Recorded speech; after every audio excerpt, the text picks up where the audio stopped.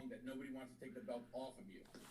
And Bruno threw so much money that Madison Square Garden over and over again. He still holds the record for sellouts in MSG. No one will touch his numbers ever again. No, my record will always stand. No one's going to hold the belt for 7 years. And but consistently drew people in the building on top. Now, I will say, I think CM Punk brought it up once. Like, yeah, it's the length is kind of hard to look at the length because Bruno didn't wrestle as much as some of the other champions. Like CM Punk, pound for pound, day for day, probably wrestled more than Bruno did in 5-10 years. CM Punk is arguably the best champion of the modern era for that one run. Like I once did a write up on Reddit about his one long reign and how many times he had to defend the belt against multiple people in matches that weren't even conceived of in Bruno's era. Like a fucking Hell in a Cell match against Ryback in Bruno's era. Like, what the fuck would that have even been? The other thing you have to consider too is, I'm back by the way for a few. Hi. The other thing you have to consider too is the time and the way wrestling was viewed then and now. Back then, technology wasn't there. So you didn't have access. You had to go to the event. So why did Bruno sell out arenas? Because there was no other way to see. Right. It's true. CM Punk, CM Punk put asses in the seats because he's CM Punk. And that worked all the way around. CM Punk worked in terms of merch. He worked in terms of pay-per-views. He all the way around. To me, it's apples and oranges. You can't make that comparison. Yeah. Interesting. So Paul, you were saying you're Mount Rushmore. Again, 3 of us have said it's Austin, Hogan, Flair, and Sammartino. Correct? Me, Ben, Mike have agreed on those 4 as our Mount Rushmore. Yeah, with the Hogan Cena kind of close. Yeah. Paul, you're up. And by the way, guys, I just want to let you know I'm recording this and I will upload it as a podcast. So we're just gonna go from there and continue. So here's a name. Good luck on the editing on that show. You're going to need it. There's not gonna be any editing. I'm literally just recording my screen right now as we watch Rich walk to his bathroom, I guess.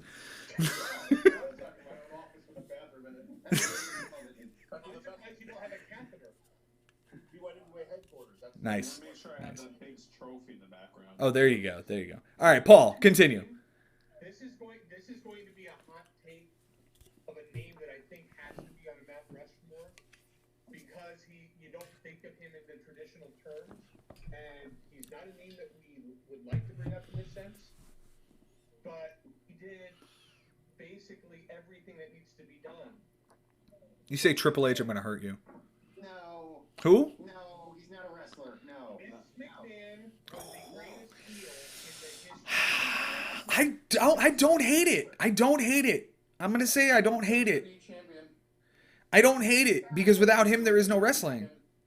I'm gonna give you a quote that I've heard Bully Ray use many times. Yeah, he was tough because he's a billionaire and he would take crazy bumps. No. He loves to compare things to other media. He brings up Kiss all the time, and he talks about Star Wars. And he says, Luke Skywalker without Darth Vader is just a whiny bitch. So what is Stone Cold Steve Austin without Vince McMahon as a foil to play off of? I don't hate it. I don't hate it. I don't hate it at all.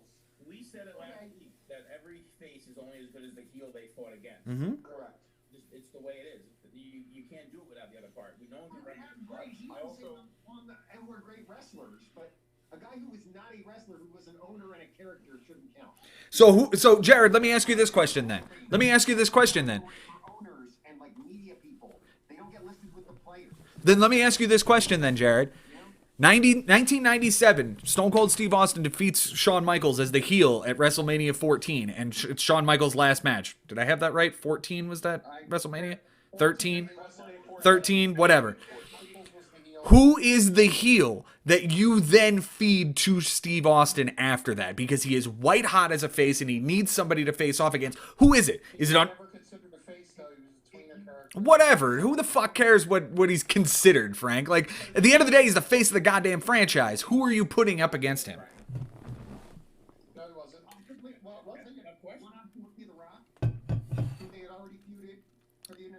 title. Right. Yeah.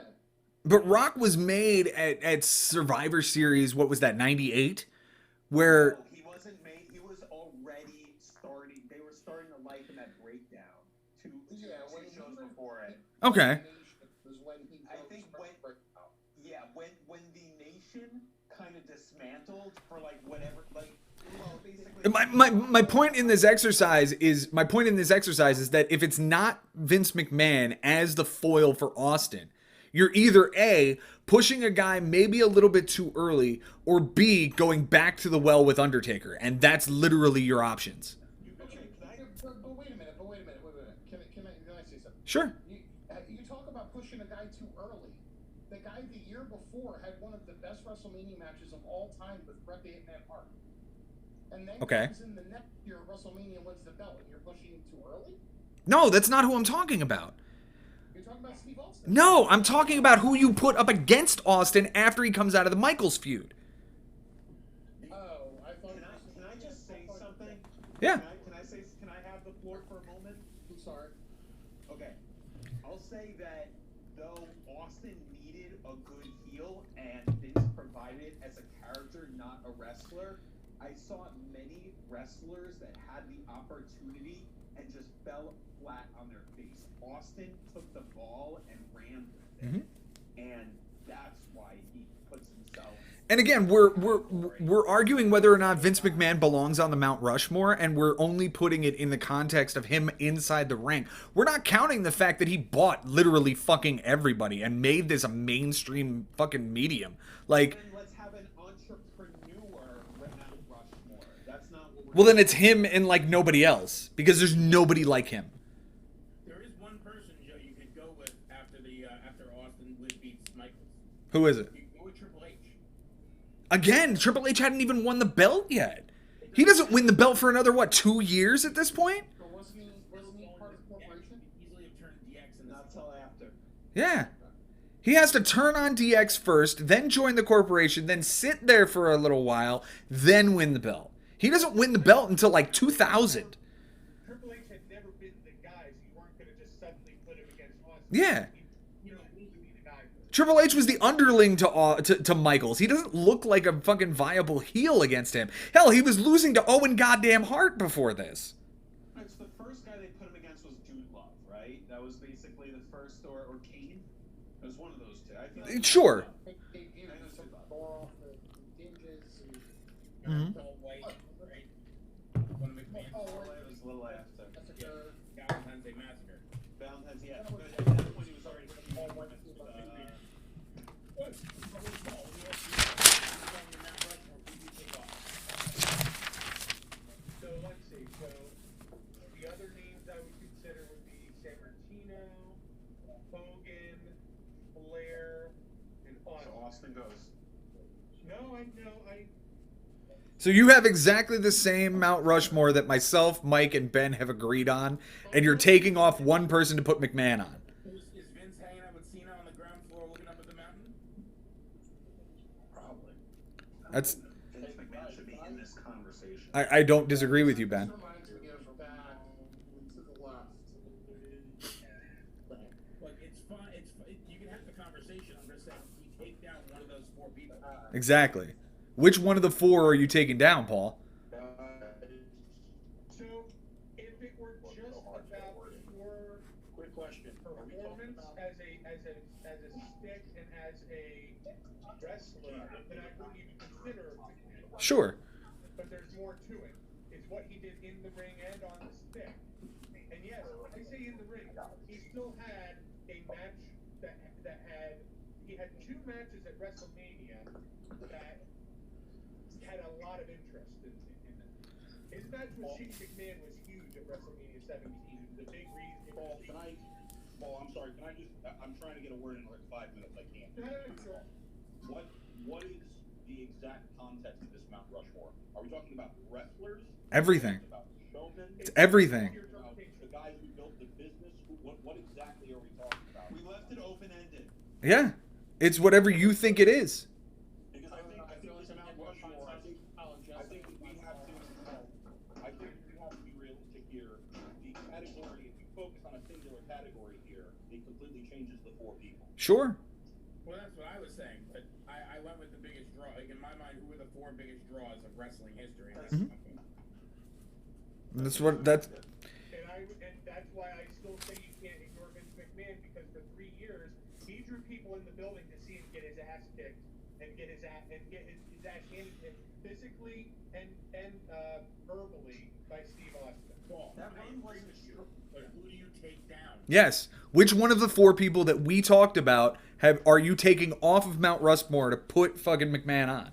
I In agree 20 with words you. or less, please. In 20 words or less. I'll be honest, the way that you guys talked about Bruno after that name was brought up, Too many words. Next. it was under 20, Frank. Math is hard for you.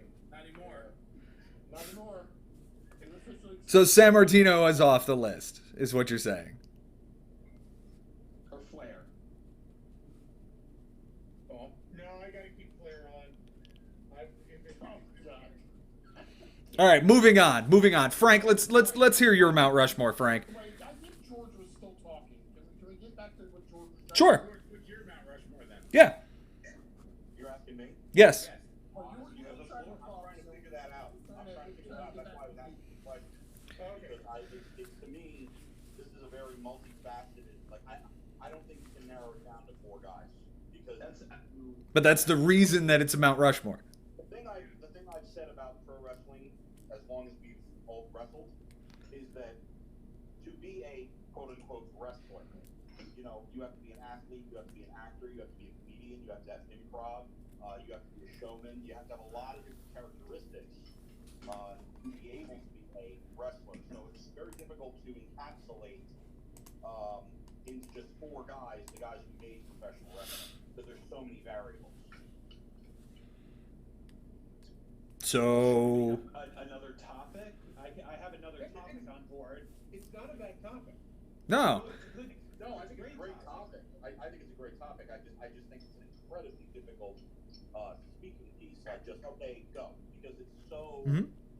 there's just so much to it. You know what I mean? I mean, So why did we do this? he still Why said don't we all think about it for we keep people down. bring it back up next Saturday. Right. I mean, it's interesting though that Joe, me, and Mike, like, we critically agree. Like, Mhm. we're thinking about the same stuff. We're thinking about money and how long. You know. And I have to say, it is a fantastic list. There's no question. Yeah. Those four guys easily could be argued as the Mount Rushmore. But I mean, like I said again, Shawn Michaels wasn't on that list. And when you talk about some of the greatest pitchers of all time, to me, you've got to talk about Shawn Michaels. How do you not? I can agree. In terms of Michaels, I would put him on a list with greatest workers. But when it comes Greatest workers, greatest faces, greatest talkers. Talkers. Yeah. You want to put him on that list? I'm fine with that. But you want to put him on the Mount Rushmore of greatest influential people in professional wrestling history? It just doesn't make it. It just doesn't make it for me. I'm trying to say, in other words, pro wrestler, when you think about all of the components, Michaels, to me, I can't come up with a four right off the top of my head, but I'll tell you, Michaels has to be one of the guys. Because he's got it all. Schemo, we haven't heard a whole lot from you. Let's I don't think he's like iconic like these other guys. Yeah. I think that's why. I'll tell you what, the only strike against Michaels is that hiatus in his career.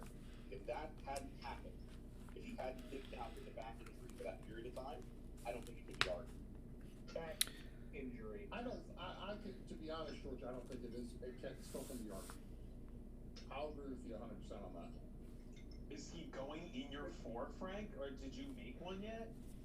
No. Frank wouldn't have Shawn Michaels in over Bret Hart. Absolutely. Right. I find it interesting that not a single person has brought up one guy's name who I think encapsulates the period of time that we've all watched wrestling, starting way back at WrestleMania 6 or 7, all the way through this past year. Seven. That's The Undertaker. Yeah. I was going to say I was saying that right here. That's why. Over here. Thanks for your contribution, Zeta. Thank you, Mazzetta. I knew, and that's why I waited for him to walk away to bring it up. walk away. See, again, though, there's another example. The Undertaker, I think, when it comes to the And I say showmanship, that's probably not the right word.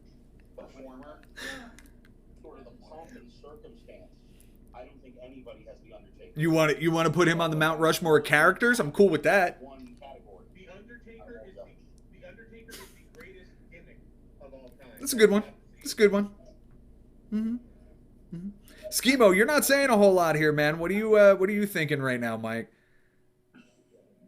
Come back to us over here. Get off your get unmuted and tell us what you think about your Mount Rushmore, Schemo. I've been out of it for a while, so I don't really have a. The people that we're naming haven't wrestled in 20 years. I know. Neither have I. No. I don't know. Everyone has a good point. I don't really have one. Okay, Clark, you've been kind of quiet as well. Yeah, you made the game, my friend. Yeah, I mean, this was your idea, Clark. So let's talk. Let's hear from you. What do you got?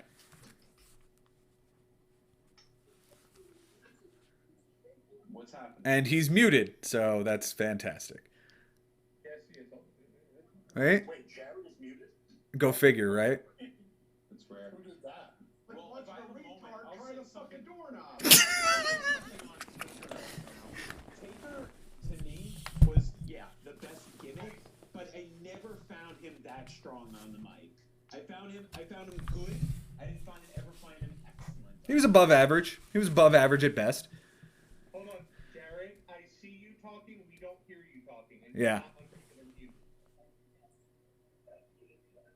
He's got to turn his audio on. All right, Rich, let's move on to you, buddy. What do you got for your four?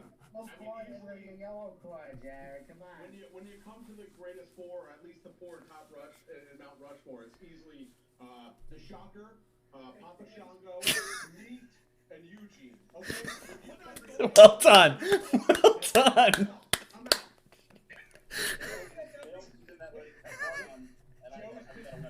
Joe's pissed off right now. Joe's pissed off. You left off his favorite. Mantor, dude. You gotta have Mantor on that list, dude. Come on. If you don't have Mantor on that list, that is disappointing. Is Mantar? Mantor is the best gimmick that's ever not succeeded.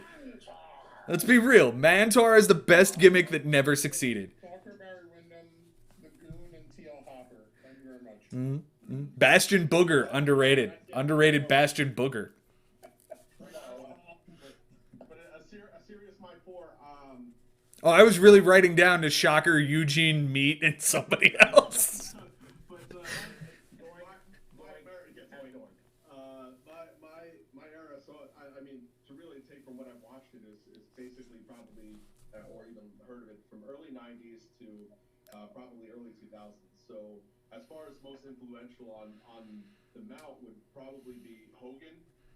Because there's no way anywhere in the early '90s that you got anywhere, even not watching wrestling, and wouldn't be Hogan. The Rock, obviously influential '90s era wrestling, early 2000s, obviously The Rock. I would probably put Stone Cold and Foley on there because for me, during that end time is that's when Rock and Sock were going on. That's when Mick Foley commissioner. That's when a lot of big things were going on with Dick, and I think I have no problem with that list. I like all those. I don't hate it. Mick Foley has been very influential on the WWE. It's a very Attitude Era centric list, if I could be honest with that. Like it's very. You know what? Let me piggyback off what Rich just said, and I think this is something you have to consider too when you're talking about Mount Rushmore. When did and I'm sorry for being so whatever with this, but when did the WWE, and this is kind of we're kind of singularly focused on that at this point, it seems like, and their growth because they're the biggest game period in a sense. At what point did their business hit a point of critical mass? At what point who was responsible timeline-wise? And I think without question, you have to say the Attitude Era. Because the 80s, Hogan put it on the map. Yes, you have the guys from that period that kind of, the rumblings were there. But the 90s, when the Attitude Era hit, the shit went mainstream. Everybody and their mother became household names. And all of those guys today are those, kind of big main people are all mega stars in their own right, whether it's in wrestling or other. So, I see where we're just coming from with that list. This is is why I say it's such a hard topic to speak to, just like that. I hate to be that guy, but to go back to that question about who is responsible for all of those guys being successful, I'm sorry, I'm going to divert to Paul's pick, and it's fucking Vince McMahon. Like, that's the answer. Mike, I need the impersonation right now. Oh, his wife's in the room. He can't act the fool right now. He knows it's true though too. He's not saying anything, and he's acting like. I honestly think, and I know that you said this earlier, but I think honorable mention would be for my mount would be Undertaker, because during that last part of the era is when the Ministry of Darkness was there, and I honest to God, that was like a time period where it's like, let's see what's on next week. Like, you couldn't fucking wait to see what was going on next week. No, I'll agree. The corporate ministry, like that bit of time. I mean, Austin saving Stephanie on the cross, hug him, and him like being like, I don't know, is one of my favorite moments. Like, I thought that was just so like, oh my God, it's so Austin. I personally thought it was incredibly. I thought that was a missed opportunity. I remember one of the things that really tripped me out with that whole Ministry of Darkness. I remember when I think the Undertaker had I love who was it? Who was Phineas Godwin? Was he Midian? Yep. Or was that? He was Midian, right? Mm-hmm. When he was Midian and they were converting him into one of the ministry members, they had him lay on a slab, and I'll never forget this. I remember the Undertaker slit his wrist into a goblet. I went, oh my God! Like, I remember watching that going, Christ Almighty! Like, this is some heavy shit. That's serious. Mm-hmm. I think in general, when you're talking about Mount Rushmore, wrestling fans really shouldn't be the ones to name the Mount Rushmore. The people that should are non-wrestling fans, because the people they remember as wrestlers are the people that probably are the most influential wrestlers in any generation. Yeah, but you're gonna Which means we're probably taking Sammartino off and putting Rock in. By the way. No one's brought up here that would answer what Mike just said is Randy Savage. I mean, how many mainstream people know Randy Savage? Everybody. But then, honest to God, for us, it would be almost as an area thing, because, even around our area is that, for a lot of people, it would be Bam Bam Bigelow. I mean, how could you go without through the Jersey Shore, especially tattoo shops or anything like that, and not hear Bam Bam Bigelow? Not now, But in the time. Yeah. DDP is another one that should probably hit it if we're talking just strictly regional. Frank, you've been awful quiet. What are you thinking? Yeah, Frank, you've been really quiet. Who's your Mount Rushmore, dude? For me, it's I'm writing this down, Frank. So am I. 20 words or less. Like 10 movies. it's got to be Brett. Shocking. Good. I want to say Dusty before Flair. Interesting. Interesting. And then, it's really kind of a toss-up. I would prefer. I was not expecting that. You cut out there, buddy. What was the last one? Cena? Cena. That doesn't surprise me, Big G.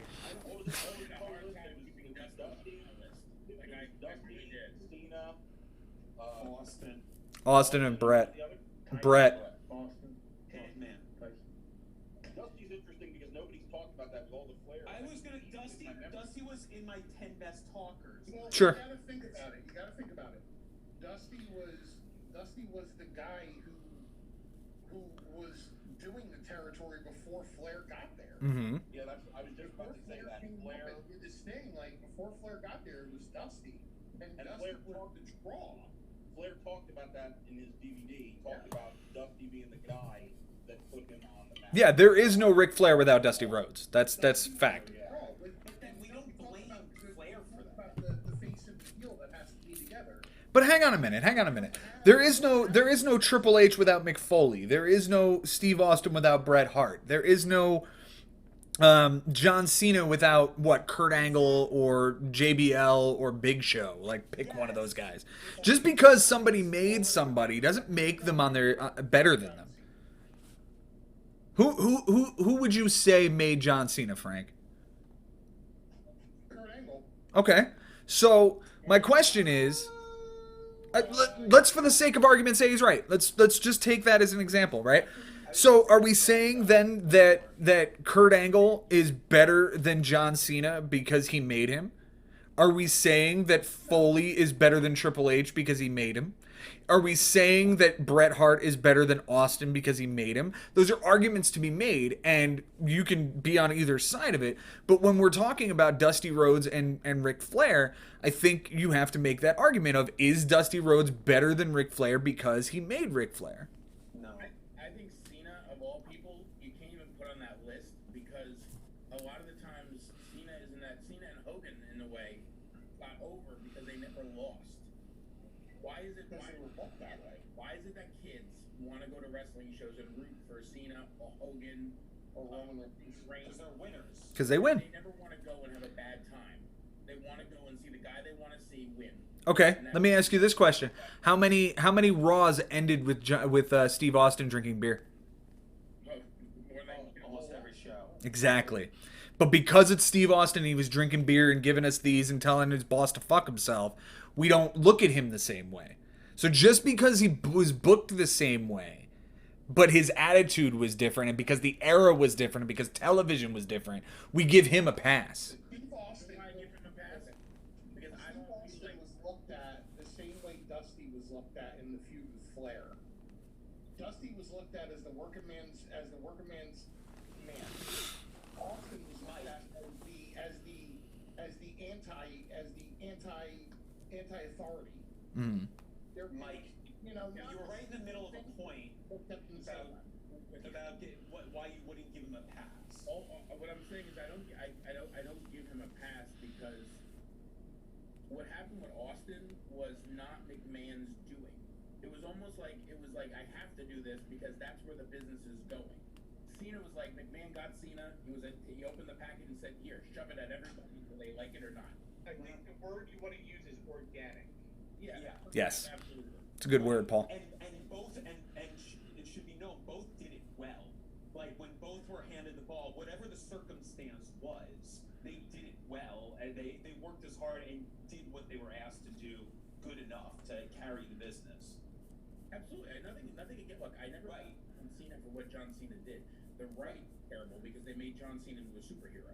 Yeah. I don't like. Now other people feel other ways. I mean, and that's the problem with wrestling. I know. I have always agreed with you. I prefer it organically. It's like Daniel Bryan. Daniel Bryan got over because we enjoyed watching him wrestle, and people wanted to get behind the little guy. But he was also anti-authority. Do you think Drew McIntyre was the people's choice? No. No. Fuck no. I don't like Drew McIntyre, but I enjoyed like what he said before WrestleMania, where he candid interviews about how he was a kid. Like you start thinking about it, and you're like, well, this guy was a wrestling fan. He's a wrestler from the time he started, like from high school, and this is a big moment. Like, how would we feel if we were winning the championship at WrestleMania, and all these fans are like, this guy doesn't deserve it? It's like, give the guy a break. He hasn't had the championship before. Let him have his little moment. It's great. Would he be champion right now if I was writing the show? No, I would have had him drop the championship already. So here's my next question: Where does Brock Lesnar fall on all this? Brock Lesnar. Where does he fall on all this? The guy's main evented what, 5 Manias now? Do we have to talk about Brock fucking Lesnar? Why? Please, no, let's not talk about that. Professional wrestling. Brock Lesnar belongs under that. I don't think that's fair. I don't think that's a fair statement to make. Because say what you will about Brock, being a part-timer, and say what you will about him keeping the championship at home. But at the end of the day, the guy's held the title for as long as he has. He's main evented so many Manias. He's drawn this amount of money during an era where there's a ton of fucking money to be made. Okay, Joe, I will have to ask you for some sort of hard data on exactly how you're determining Brock Lesnar, the man, the performer. Oh, that's a different story. Yes. Hard data on why he specifically is the one drawing the money. I agree with you. There's no way Brock Lesnar. I admit wholeheartedly, I'm totally disconnected from pro wrestling. I haven't watched in years. I'm telling you, there's no way Brock Lesnar drew money for WWE. The only reason he works is because they certain way, he comes off like a prick, and he bullies people. I disagree. His gimmick works, and he does it very well because he's big and he's imposing. That's it. He's got the dream gimmick. He's got the Andre the Giant gimmick. It's not. There's nothing impressive about him. Andre was 7'2", 500 pounds. He was a spectacle. Brock Lesnar is not. He's just some big, swole-up idiot. I think the way he's booked is that he's even better than all of them. Like the way, not that He's the final boss. Like, he's Ganon. He's Bowser. He's every final boss in every video game. That's what he is, and that's the gimmick, right? And that's how they booked him. And at the end of the day, he's kind of legitimate in that way because look, he went away from this storyline thing and won a fucking legitimate fighting championships heavyweight title. Yeah. So that adds legitimacy to it. This is my thing. Yes, it does. If you go back and you look at, and this is when I was watching now, this is kind of where I tuned out. If you go back and you look at the Brock Lesnar times, King of the Guts. Now the question is that good booking, or is that the fans genuinely going, this is fucking nonsense? And I'm inclined to go with the latter. People are saying this is fucking nonsense because the man, if you're not going to be there and you're not going to like be part of the story, you're going to come in once a quarter and perform. Give me a break. John Cena, as much as I don't like the guy in terms of his character, his work ethic, and everything he does, Cena deserves a schedule like that. Why the hell does Brock Lesnar get a schedule like that? Cena's a movie star. He's a wrestler. He's done more big wish than anybody in the world. He's got way more credibility. Being a like that Brock Lesnar. What the hell has Brock Lesnar done? Right. Go to UFC, do well, and then the minute he got into his weight class, get his fucking ass handed to him. What the hell did Brock Lesnar do to deserve that spot? Okay. I see the point. Like, and I do agree that the Make-A-Wish Foundation adds to the allure of Cena. You know, the fact that we add to this conversation. no, it's great. By the way, I want to make the point to what George is saying, and I think this is a more macro point, kind of along the lines of what I was talking about before. I don't think I can put anybody in a Mount Rushmore post 2000 because, again, I think WWE, the biggest star of WWE was WWE at that point. Right. Yeah, I think the. Oh shit! Clark can speak again. Okay. Wow. I gave my Mount Rushmore like 4 times. All right, let's hear it, Clark. Okay, let me just finish my point real quick. Sure, go ahead. No one goes Real to quick. the ring anymore to see one person. Fine. I think that's fair. Clark, you're Mount Rushmore. Go. Once it's put on the map, it doesn't matter who they fucking put on there. They can put Braun Strowman as the world champion, and they're gonna watch it anyway. It's a valid point. On the Mount Rushmore post 2000, the freaking WWE logo. That's what ends up on the Mount Rushmore. Silly. Yeah. For the century. Yeah. Clark, let's go. Mount Rushmore. Flair, Hogan, Rock. I'm not including Austin because Blasphemy. his time was so short. It's the only reason he's not included. And Rox wasn't? Any of the Rocks was in the same amount of time? Raw had a comeback that was really shitty, remember? Who? Yes, several comebacks that were really shitty. Because Rock is still hugely famous and still known from his wrestling. He mails it in 2011 when he comes back. He really does.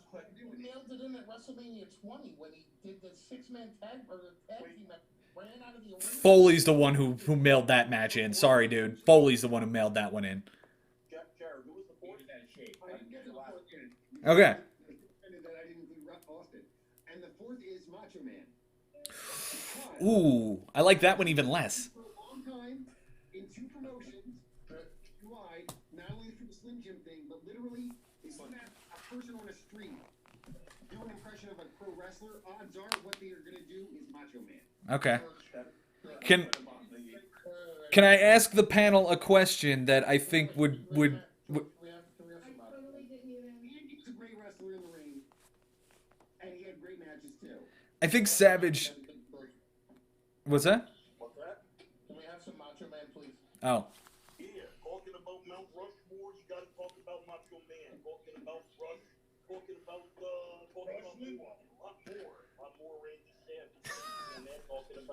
Sandy's talking about Garden. Sandy's Garden. Understand that? He's talking about Olive Garden.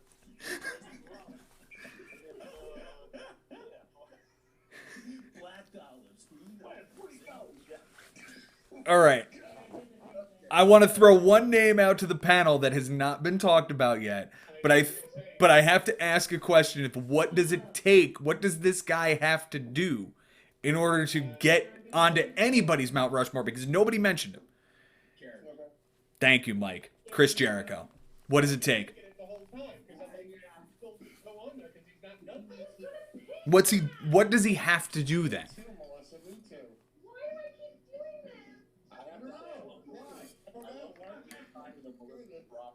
And I'm back.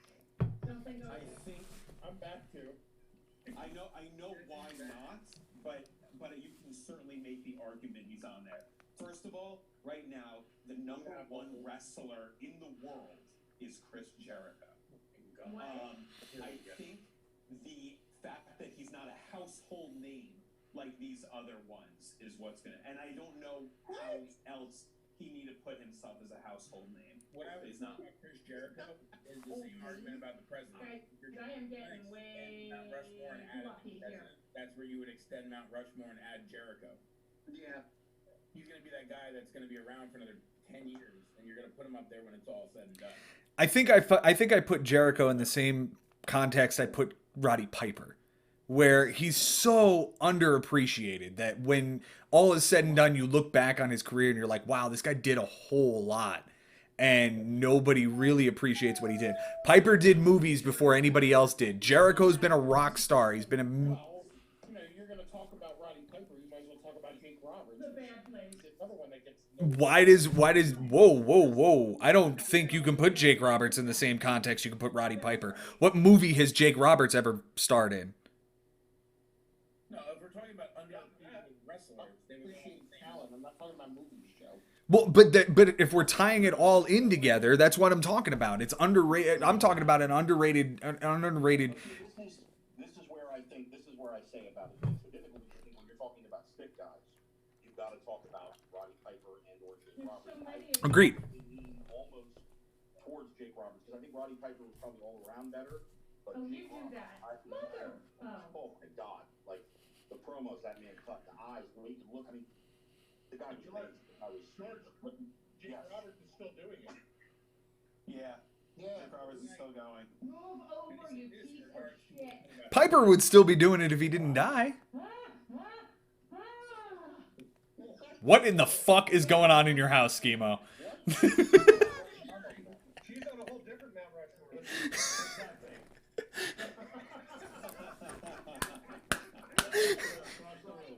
I love how... Good for you. Guys, it didn't move. I really don't think you need another daughter, though.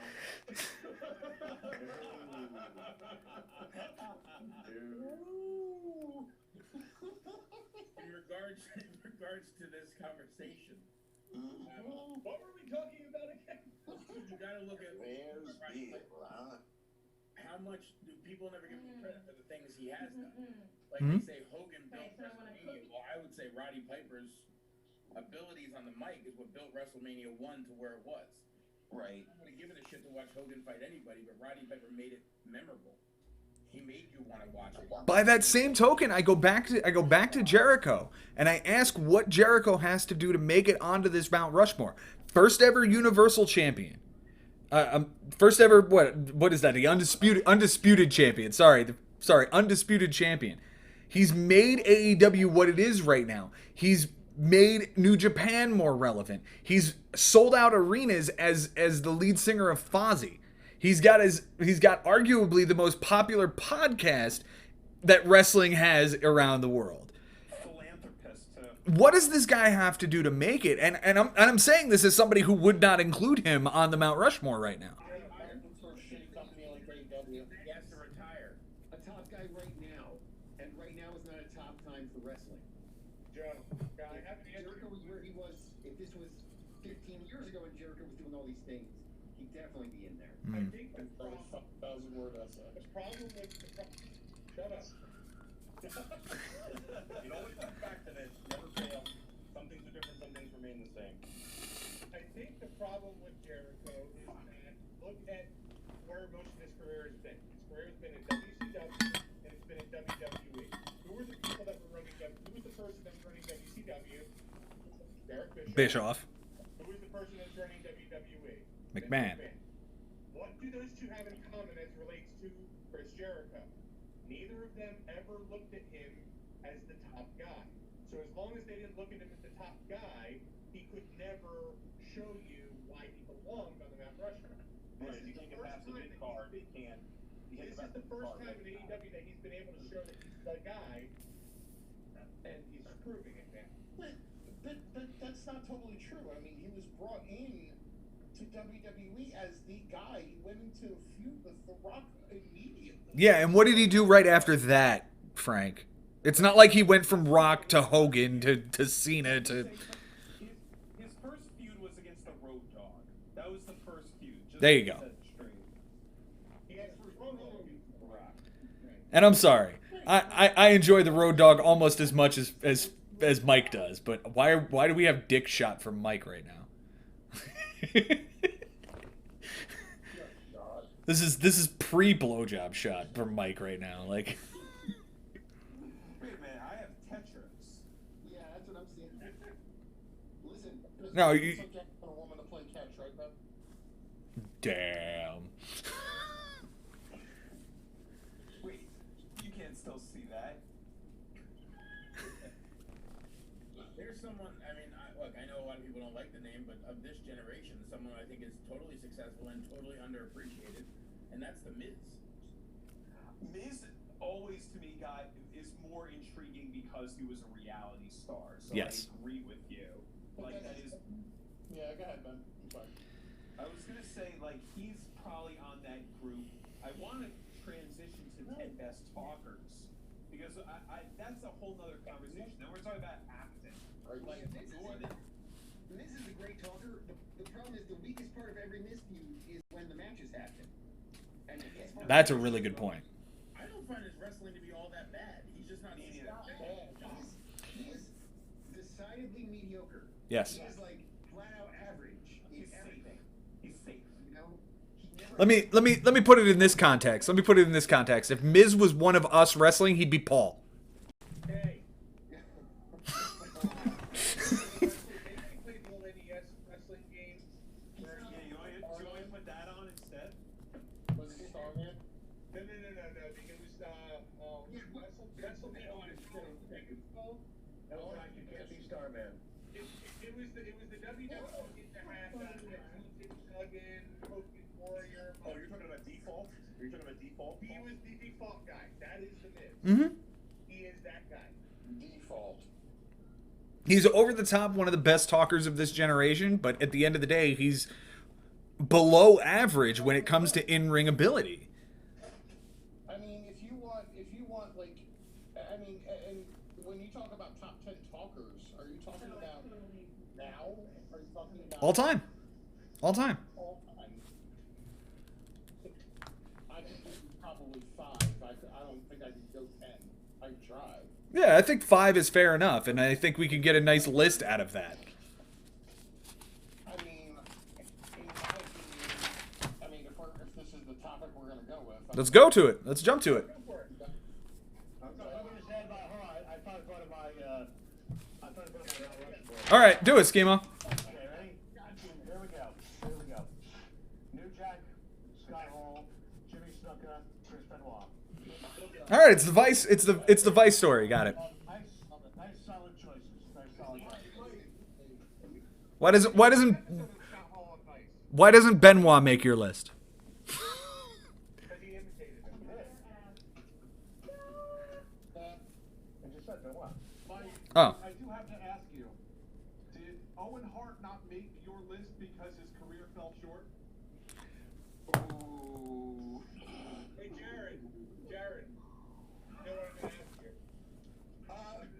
I know. Coronavirus, everybody. You're gonna ask me. You're gonna have to wait till later because right now I gotta go check my ring and.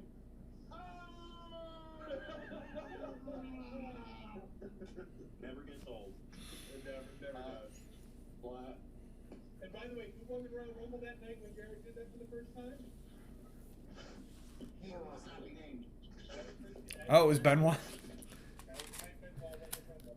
All right, let's jump to let's go to Mount Rushmore of talkers, just strictly on the microphone, and I think that'll change things immensely. Me, baby.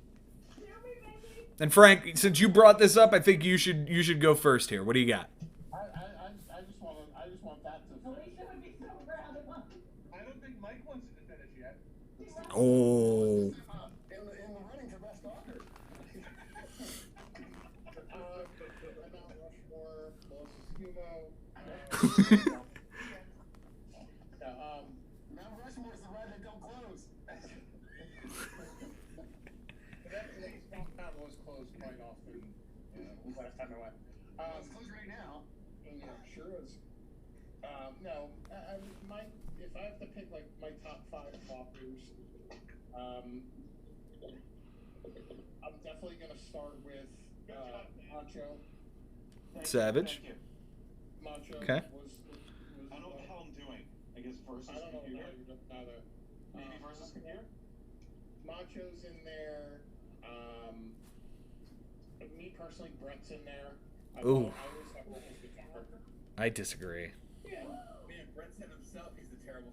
Who am I supposed to be? Who do you guys think? You have 8 regular wrestlers, and then it's the other guy. That's the Miz. You wrestle as yourself. Right again.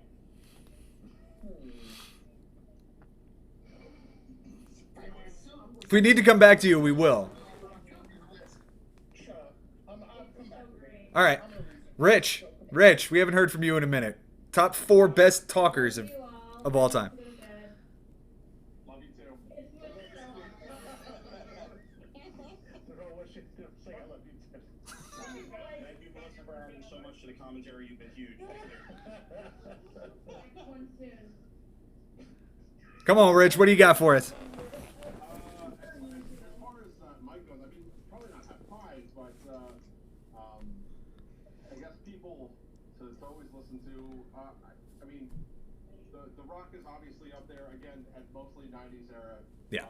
I would put Flair up there as always good and somebody to listen to. Even at times, and I know this is probably like way outlandish, is Edge. Edge was always fun to listen to on the mic. Not always. I have no idea. Not always. Not always, but he was. Sorry, he I'm was fun to loud. listen I'm done. No, you're fine. We're done too. Yeah, we're all of us. We're done All if nine you're of us done. are done. I have what she's having. Looks like Schemo finished her off, huh? I like tag. Didn't move out of his seat. Look, my hands. That's my only contribution. All right. That's really it for me. That I can really think of off the top of my head right now. We gotta get to this 10. I'm gonna lose to Brutus Barber being big Hulk Hogan. Mike, let's jump to you, dude. Mazzetta. We're all pretty bad. Top 4 talkers of all time. Top 10. 10 is a lot. You cannot do 5. You can do 10. And I promise when you do 10, you're gonna be leaving somebody out that's great. You can do 10. I can do 10. And Ben. Yeah, Ben, if you're gonna call for 10, you gotta go first then. So I gotta sit here and think. All right. Well, I mean, the thing is, like, we could probably all agree on like a couple of them and just like Ben, knock them are you off right stealing away. your time because you can't name 10? Just do it. Yes. Yeah, yes, you keep saying 10. Let's hear your 10. Telling you to do All it. right. Dusty, Okay, Flair, okay, Macho, okay, Jake the Snake, okay. Chris Jericho, Alright. The Rock, Fish. Shawn Michaels. Disagree. Yeah, I you know what, dude? He's one of the ones that might get popped off, but I'm just let. I think I got it. This was see, I'm leaving this other guy off for now because I just don't think. 3 to go. John Cena,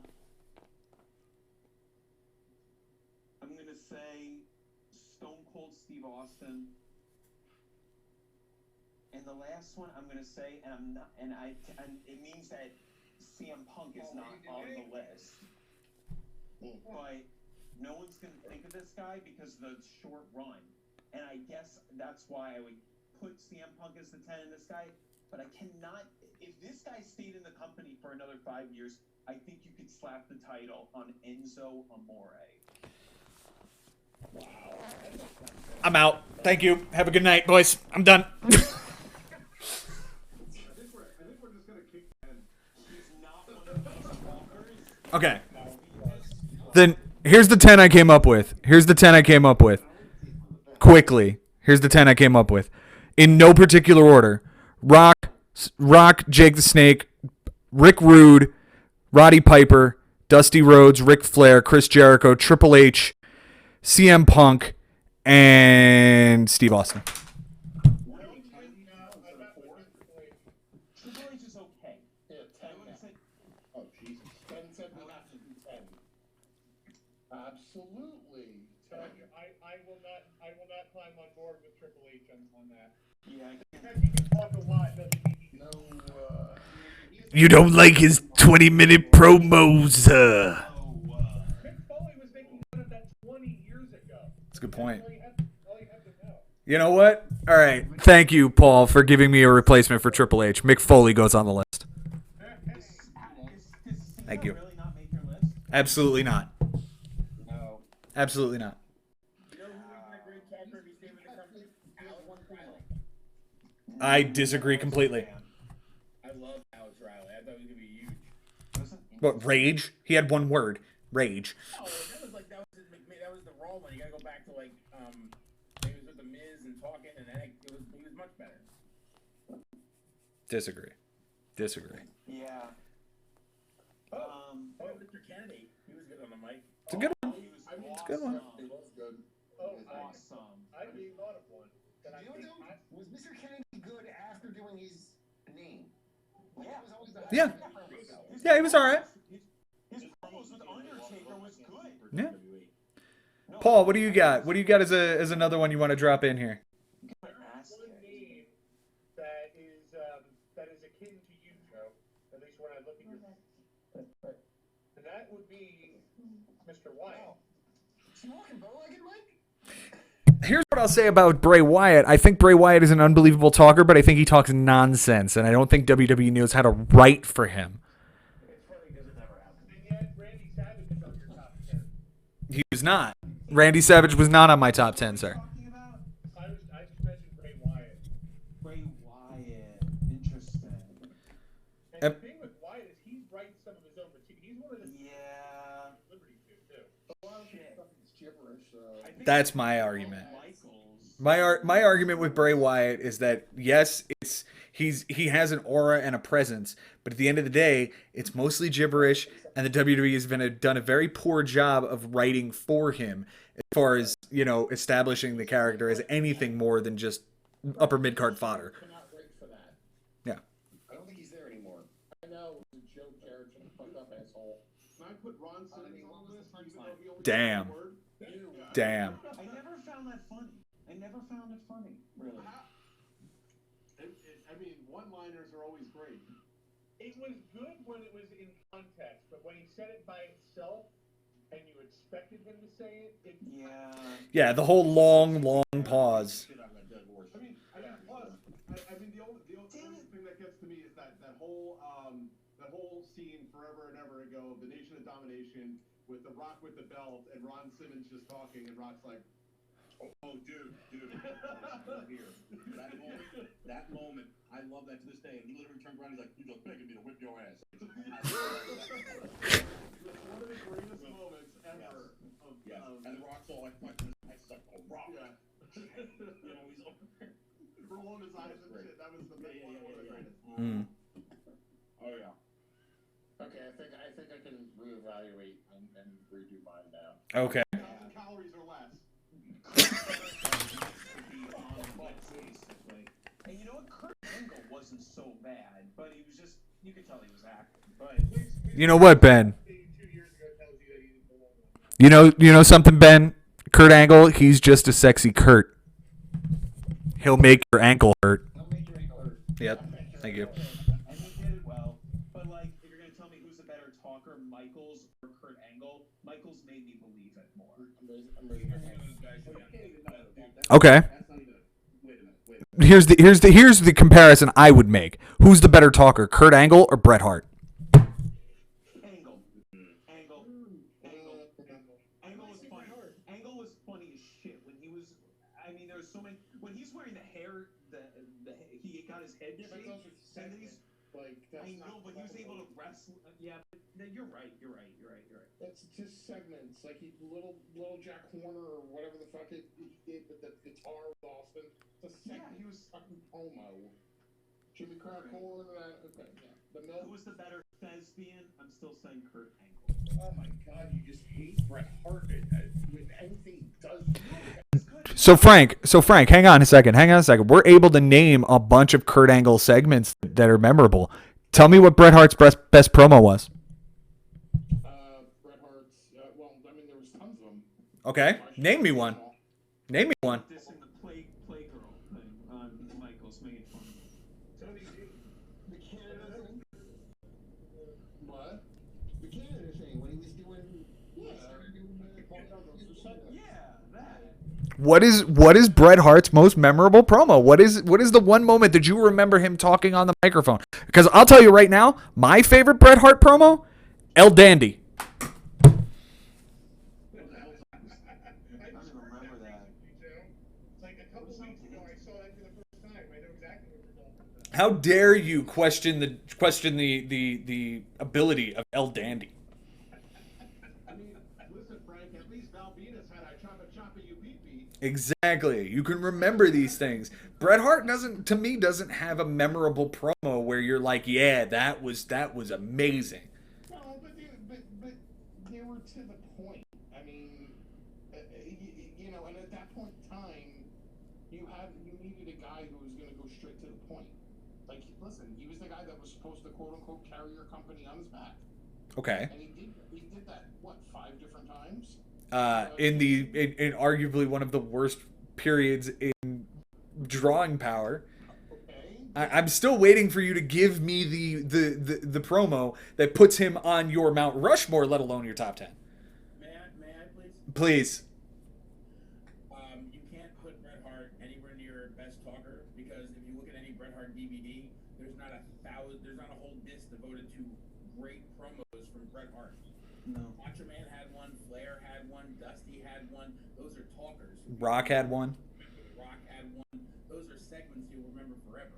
Bret never had that. He was a great wrestler, but he was not a great talker. Even Bret will tell you that.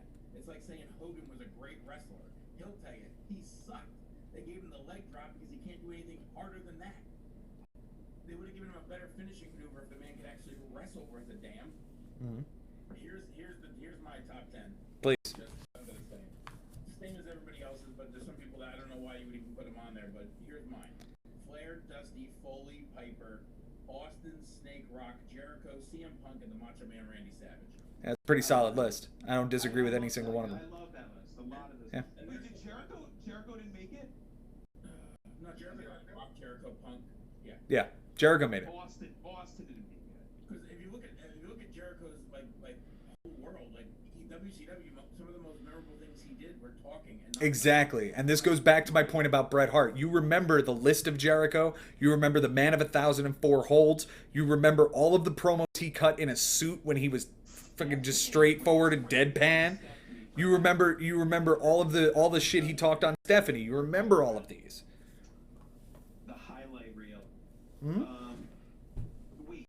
So who gets omitted from your list, Mike? Is it Austin? There's someone in that.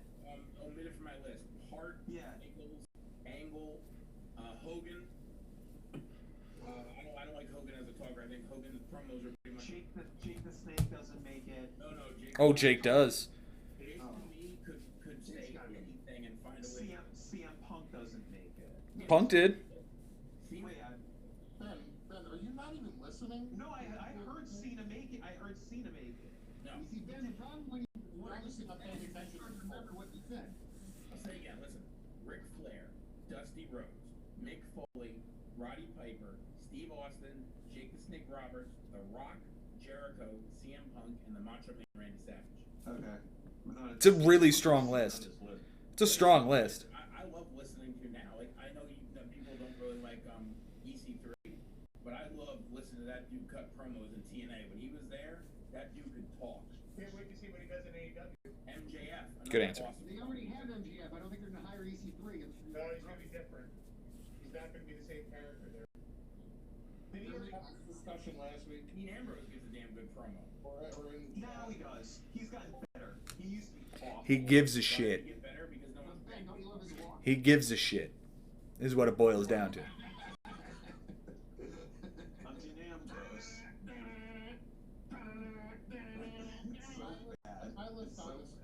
my list honestly is the same as Mike's minus Roddy Piper. You're taking Roddy Piper off of that fucking list in favor of Bret Hart. No, in favor of John Cena. What? Oh, God damn you, Frank. I mean, I agree. We basically had the same rules. My guy All basically Piper did was shake himself and go, rah, rah, rah, rah, rah. He get angry. He sounded dumb.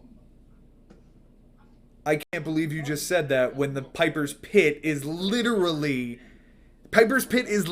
the fucking the prototype for every interview segment ever created. It's a segment. And the one he did with Snuka and the first one he ever did with that jobber.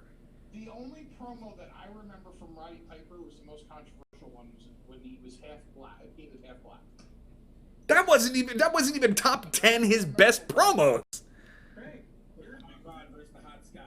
Frank, you're a big Bret Hart fan. How can you not remember the promo that he cut with Hart at WrestleMania 8? Oh, The baloney one. oh, yeah. But again, I don't know how any of us are not talking about the world famous one with Jimmy Snuka where he broke a coconut over the man's head. Yeah. That alone puts him over Cena and over Bret Hart, in my opinion. Okay, it's my opinion. It's my list. Sure. The promos from when he did great promos, memorable lines. You answer the guy. I changed the question. You know the answer. I changed the question. Just when they think they've got all the answers, I change the questions. Answers, I change the question. Yep. Cena's thing. He's just like Hogan. It's formulaic. He was a good rapper. I'll give him that. This is better than fucking Piper. Comes out. I'm not gonna quit. Hustle, will, give respect. It's all the same shit. And Mike, that to your point, that was the whole point of his match with Wyatt this year. It was the same thing But over see, and over and He over. was formulaic. let me say this about Cena in defense of all this. I can't believe I'm going to say this. The thing you got to remember about Cena when it comes to promo work, just like his in-ring work, just like everything else that man does, it is company driven. He can't move without them knowing what he's doing. I guarantee you, he could go in because I guarantee you, if everybody on here has seen it, which probably most of us have, if you haven't, you owe it to yourself to see it. The Southpaw Regional Wrestling stuff on YouTube. John Cena was incredible. That's some of the best work, and I guarantee you it wasn't scripted. I know. Because he's allowed to do shit like that there. Can I piggyback off? Sorry, Mike. Go ahead. I'm not denying Cena's mic skills. I'm just saying in terms of memorable moments in like people who gave you promos that stood the test of time, I wouldn't put him on the list of these guys because these guys were No, I agree. quotes. I agree. Right. I'm just saying he hasn't been given a fair shake. He himself as a man has not been given a fair shake because of the situation. I think he's a much better mic guy than what he's been allowed to show us. He is. So, George, I do love you the think he's Miz. untouchable? Miz on my list, but I think Miz is that just omitted. You know, he just misses the list. The thing is, I watch WWE as a binge, and Cena, for me, was a guy that when they started booing for him, that he would say something like, "You guys have the God-given right," you know, and then all of a sudden they'd be cheering for him. Like, I feel like he was able to work whatever crowd he was in. Well, it's funny you say that because I was just listening to a podcast he did recently, and Ben, you and I were talking about this earlier, and how he basically said that, you know, the problem with people today and what he did was when he went out there, he made the crowd kind of tell him and whoever he was wrestling what they wanted, and they kind of fed into it. And he said there'd be nights where he'd go to Gorilla and they'd say, "Well, we don't really know what we want you to do tonight," and that would give him creativity to go out there and do something. If they were if the crowd was using the beach ball, they'd go with it. He'd tell his opponent, "Hey, I'm going to start the wave. Let's see if it works." Like just dumb little shit. And the problem is that what I think makes him so good is he does feed off of the people, and he says what he says. He goes by what the people are telling him, not what some guy in a writing room says. "Hey, John, go read this." He's probably, "Yeah, go fuck yourself. I'll say whatever." When he's cutting a promo, it's usually very scripted, and you can tell. Yeah, 100%. When he's actually cutting a preset promo for television, you can tell. Oh, yeah. Right, and you can tell it's written by like the same people because he makes the same exact points every time. He has the same spots. Rub his bald spot, say fine speech after somebody insulted his integrity.